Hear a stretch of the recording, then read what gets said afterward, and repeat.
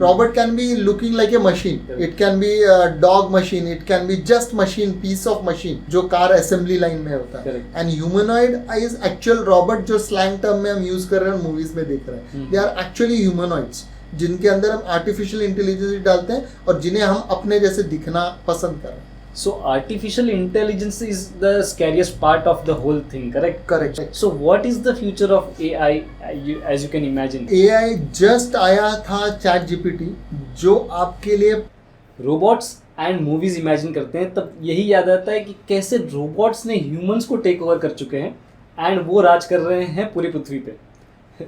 Robots के बारे में और ये सब टेक्नोलॉजी के बारे में आज जानेंगे हम राजेश जी से. सो पहले बात बताइए कि रोबोट्स का इजाद ही कैसे हुआ है. हाय प्रवीण. एक्चुअली जो रॉबोट की जो संरचना है हम जो देखते हैं जो मूवीज़ में आप बात कर रहे हैं जिनकी आप जिक्र कर रहे थे वो एक्चुअली एग्जैक्ट रॉबोट नहीं है, वो ह्यूमनॉइड्स है. रॉबोट्स एक्चुअली छोटे छोटे मशीन पार्ट्स हैं जो हमें काम करने में मदद करते हैं और ये मशीन रेवोल्यूशन आज से 200 साल पहले जब से हुआ था तब से ही है, मतलब एग्जिस्टेंस. जैसे ऑटोमेशन इन मशीनरीज होते हैं जो करेक्ट है. मैन्युफैक्चरिंग में. हाँ करेक्ट है. फैक्ट्री में जहाँ असेंबली लाइन है वहाँ रॉबोट्स है ही है, करेक्ट. पहले से ही है. सिर्फ इतना ही है कि उनका पर्टिकुलर काम होता था, छोटा सा ही काम होता था जैसे लिफ्टिंग या स्लाइसिंग या पैकिंग या कुछ ओपनिंग, यही. और सीरीज ऑफ रॉबोट्स काम कर रहे थे ताकि एक चीज़ बने, मैन्युफैक्चर हो. सो आप कह रहे हैं कि जो मूवीज में जो रोबोट्स दिखाए जाते हैं या रजनीकांत जो रोबोट बने थे वो बेसिकली ह्यूमनॉइड्स हैं. यस. ये रॉबोट्स और ह्यूमनॉइड्स में फ़र्क ऐसा है कि रॉबोट्स जिन्हें हम खुद ह्यूमन जैसे बनाना चाह रहे हैं वो ह्यूमनॉइड्स बनते हैं. और इन्हें ह्यूमनॉइड्स बनाने का सबसे मेजर रीज़न है उनमें ब्रेन डालना. ओके. और ब्रेन भी ऐसे जैसे ह्यूमन रीजनिंग वाला ब्रेन है, कंटिन्यूस लर्निंग वाला ब्रेन है जिसे आर्टिफिशियल इंटेलिजेंस ही कहते हैं. ये ब्रेन डालना रॉबोट के अंदर और उन्हें ह्यूमन का शेप देना. क्योंकि कोई ज़रूरी नहीं था रजनीकांत के मूवी में रॉबोट आई रॉबोट में, तो जो रोबोट मूवी था या फिर वो अक्षय कुमार और रजनीकांत की भी रोबोट 2 थी आई थिंक, तो उसमें भी वो ह्यूमन जैसे दिखे वो कोई ज़रूरी नहीं है. क्योंकि ह्यूमन के स्केलेटन में भी कुछ फ्लॉज हैं. जैसे कि वो 2 पैरों पे खड़ा है तो उतना फास्ट नहीं भाग सकता जितना फास्ट कोई जानवर चीता या कुत्ता भाग सकता है. Yes yes. जितना, तो क्यों नहीं रॉबोट उनके शेप का हो. कोई ज़रूरी नहीं है रॉबोट को कोई शक्ल देने की, यानी कि नाक मुंह ये, क्योंकि एट लास्ट वो लोग इंटरप्रेटेड करते हैं कैमरा से. yes. अगर आपने ये सोचा है कि रजनीकांत के मूवी में रॉबोट को 2 आँख थी या किसी भी मूवी में हम रॉबोट देखते हैं उन्हें 2 आँख रहती है, एक्चुअली वो आँखें क्या है, कैमरा है जिससे वो इंटरप्रेटेड करता है. जो फेशियल रिकग्नाइजेशन सॉफ्टवेयर और ये सारे सॉफ्टवेयर उसमें डाले हैं जिससे वो डेप्थ सॉफ्टवेयर है जिससे वो डेप्थ चीज़ों को वो महसूस करता है, सॉफ्टनेस महसूस करता है, ये सब कलर्स महसूस करता है. ये सब कैमराज से होता है, मल्टीपल कैमराज है. ये कैमराज आगे ही होना ज़रूरी क्या थे, पीछे भी होते तो उसे आसानी और होती. इनफैक्ट 360 कैमरास भी होते हैं. बराबर है. और इसीलिए आंखें अपनी पूरी गोल भी कर सकते थे. लेकिन फिर वो ऐसे नहीं दिखाते क्योंकि, और नाक की तो ज़रूरत ही नहीं है किसी रॉबोट को. एग्जैक्टली. लेकिन हर मूवी में आप देखेंगे तो नाक है, कोई हवा जाने के लिए होल की तो ज़रूरत ही नहीं है. एग्जैक्टली. तो पॉइंट तो यही है कि ये सब दिखा कर रहे हैं ह्यूमंस क्योंकि रिलेट कर सके हम रॉबोट को हमारे साथ और हमारा दोस्त समझ. जैसे हमने नावी में बात किया था कि ह्यूमन फॉर्म देना एक एलियन स्पीसीज को इससे ज़रूरत था कि we could relate it to the species. लेकिन प्रवीण नावी में आखिर वो लिविंग ऑर्गेनिजम्स थे तो कहीं ना कहीं से ऑक्सीजन लेते होंगे या वहाँ जो हवा है वो ब्रीदिंग एयर लेते होंगे क्योंकि उनको रेस्पिरेशन या ऑक्सीडेशन प्रोसेस तो बॉडी के अंदर करना था. लेकिन रॉबोट को तो ज़रूरत ही नहीं है. एग्जैक्टली. और रॉबोट को खासकर विजन के लिए आप जैसे कह रहे हैं 360 कैमरा लगा दें, उन्हें 4 पैर दे सकते हैं और फास्ट जाएं या टायर्स ही दे दो. हाँ टायर्स ही दे दो और ही फास्ट चलें. लेकिन ये सब नहीं होते हुए ये मूवीज़ में ही नहीं हो रहा है प्रवीण, ये एक्चुअल लाइफ में भी हो रहा है. आप तो जानते होंगे सबसे फेमस जो रॉबर्ट है जो ह्यूमनॉइड है सोफिया, करेक्ट, यस, उसको भी हमने एक फीमेल का पूरा स्ट्रक्चर दिया हुआ है, जो एक ह्यूमन फीमेल यंग वर्जन है उसका स्ट्रक्चर दिया हुआ है, और उसके बहुत ही फेमस हुई है वो जो रॉबर्ट है। अगर मैं डाउट करता हूँ कि अगर उसे ह्यूमन पूरा बॉडी नहीं दिया होता तो इतनी फेमस होती सोफी। बट इसका रीजनिंग मैं समझना चाह रहा हूँ, क्योंकि basically the whole point of making AI very human like तो यही है कि हमें कन्वर्सेशन का एहसास हो जाए, कि हमें कुछ सवाल पूछा जा रहा है तो उसका वैसे ही जवाब दिया जाए जैसे कि ह्यूमन दे रहा है। सो क्या उसी वजह से उसको ह्यूमन लाइक शेप देने की कोशिश करें, ताकि हमें बात करते वक्त भी कोई ह्यूमन जैसा ही फिगर दिखाई दे, तो हमें लगे कि सच में ह्यूमन वाला ही फील आ रहा है इससे। देखिए रॉबर्ट्स का, जैसे मैं बोल रहा हूँ, पहले से ही हम फैक्ट्रीज और वहाँ यूज़ कर रहे हैं, लेकिन इन्हें हम हर घर में लेके जाएं रॉबर्ट्स को, इसके लिए नेसेसरी है कि उन्हें कोई शेप और अपना रिकग्नाइजेशन पार्टनर कोई समझे या दोस्त समझे। इस फीलिंग को ह्यूमंस के अंदर लाने के लिए, एम्पैथी, सिंपैथी और एक कंपैशन लाने के लिए उन्हें जो शक्ल दी जा रही है वो ह्यूमन की शक्ल दी जा रही है। स्पेशली आप देखेंगे तो ह्यूमनाइड्स फीमेल्स बहुत ज़्यादा बन रहे हैं, क्योंकि मेल डोमिनेटिंग सोसाइटी है, सब फीमेल्स देखना पसंद कर रहे हैं। आप एडवर्टाइजमेंट इंडस्ट्री से देखेंगे तो हर जगह आप शेविंग क्रीम में भी फीमेल्स को देखते हैं। तो ह्यूमनॉइड्स में भी अगर आपको हेवी काम करना है तो फीमेल्स ह्यूमनॉइड्स की ज़रूरत क्या, मतलब वो शक्ल देने की ज़रूरत क्या है।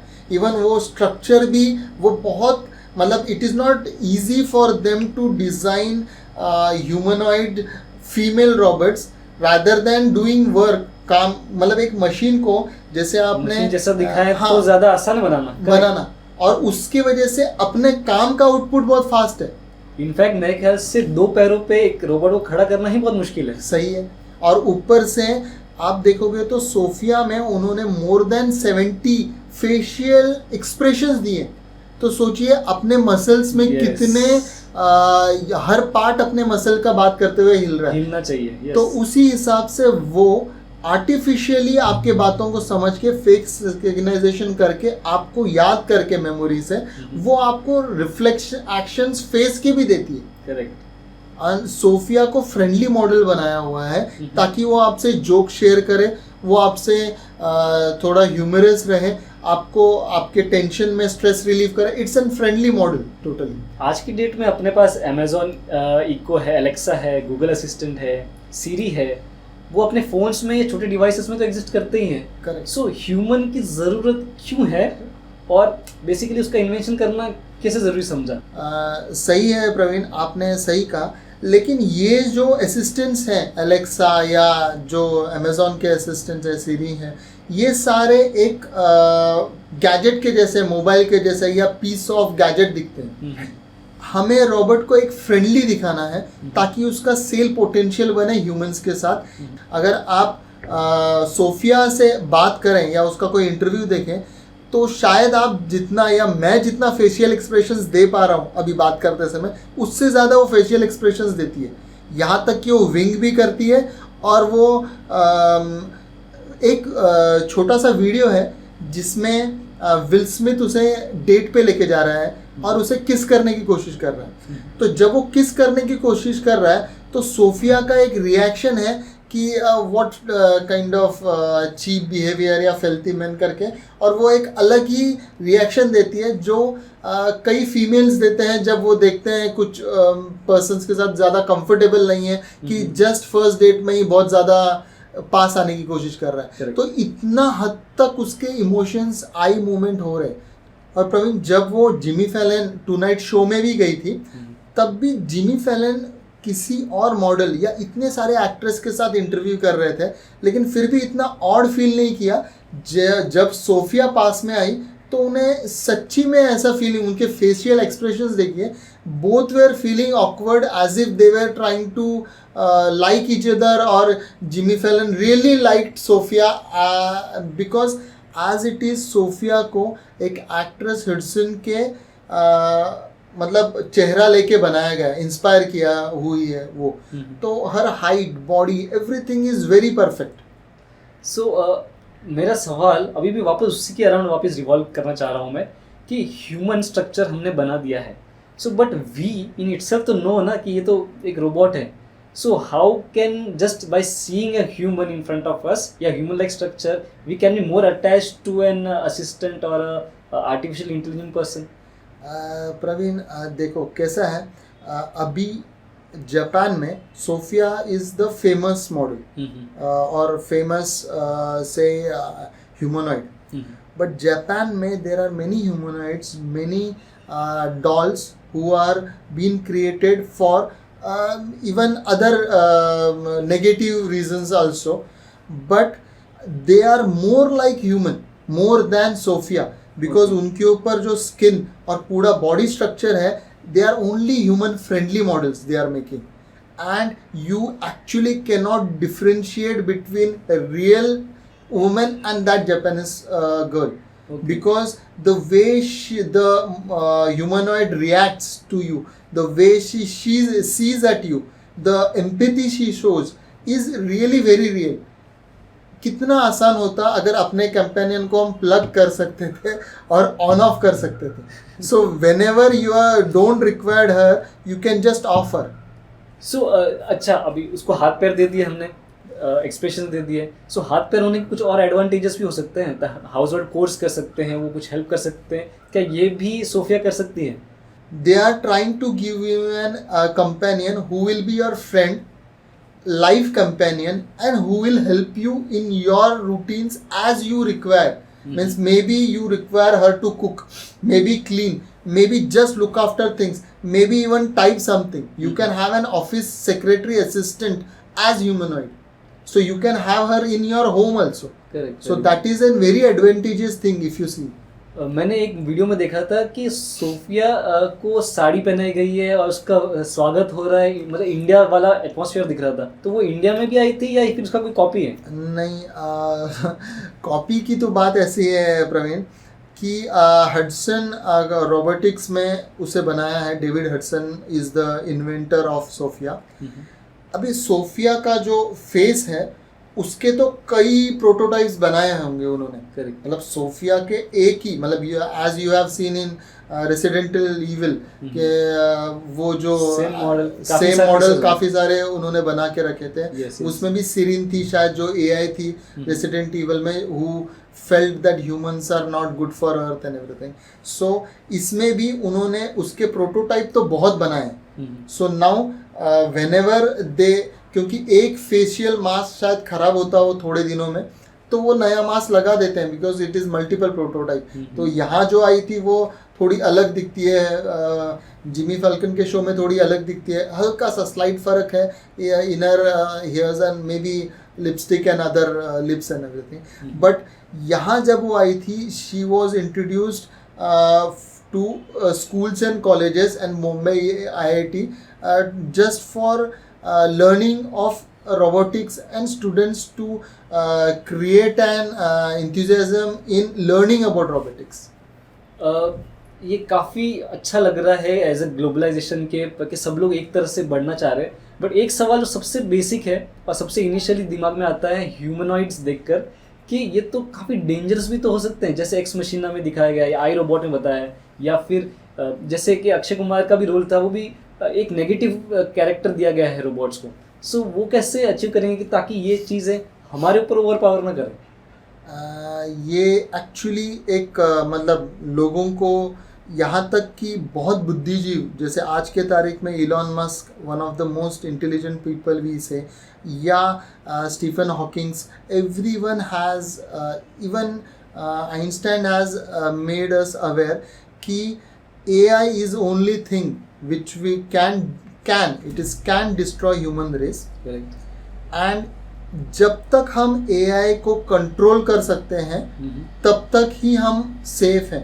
जब AI अपने कंट्रोल से बाहर हो जाएगा, जब वो खुद एनर्जी रिसोर्सेस खुद से लेना चालू कर देगा, तो फिर it might happen disaster. I'll give you a real life experience जो हुआ है. जापान में इट इज सेड दैट 4 उन्होंने रॉबोट्स बनाए थे for war tactics. It was not humanoid kind of, but it had 2 legs and just a camera, as you say 360 camera, but it had all war tactics, gun लेके मारना वगैरह सब सिखाया गया था.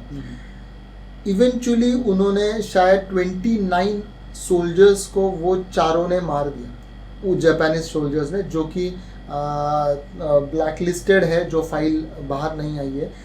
लेकिन उनमें से और डिस्टर्बिंग ऐसा है कि 3 रॉबर्ट्स को तो उन्होंने डिस्पावर कर दिया था और डिसमेंटल कर दिया.